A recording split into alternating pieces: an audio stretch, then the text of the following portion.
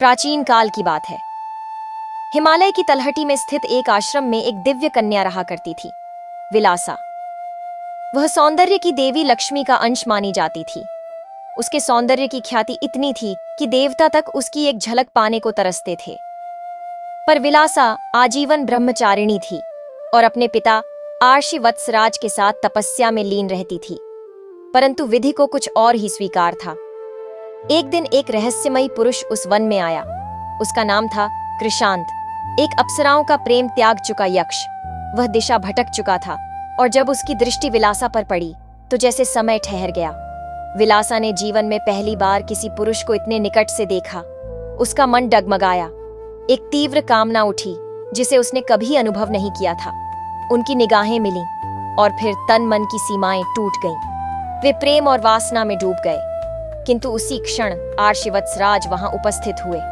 उन्होंने अपनी पुत्री को उस अवस्था में देखकर क्रोध में भरकर उसे श्राप दे डाला।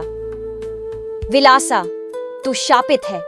तू सहस्त्रों पुरुषों के साथ संसर्ग करेगी, परंतु कभी मां नहीं बन पाएगी और न ही तेरे सौंदर्य में कभी कोई परिवर्तन आएगा। तू अमर होगी, पर हर रात तुझे कामनाओं की अग्नि में जलना होगा।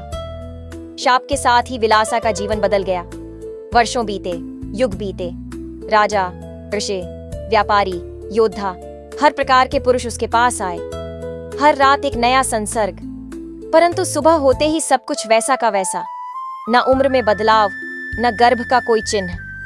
विलासा आज भी जीवित है, कहते हैं, किसी निर्जन वन में या फिर किसी शहर की हलचल में, एक ऐसी स्त्री के रूप में जो हर पुरुष को आकर्षित करती है, पर स्वयं कभी मातृत्व का सुख नहीं जान पाई।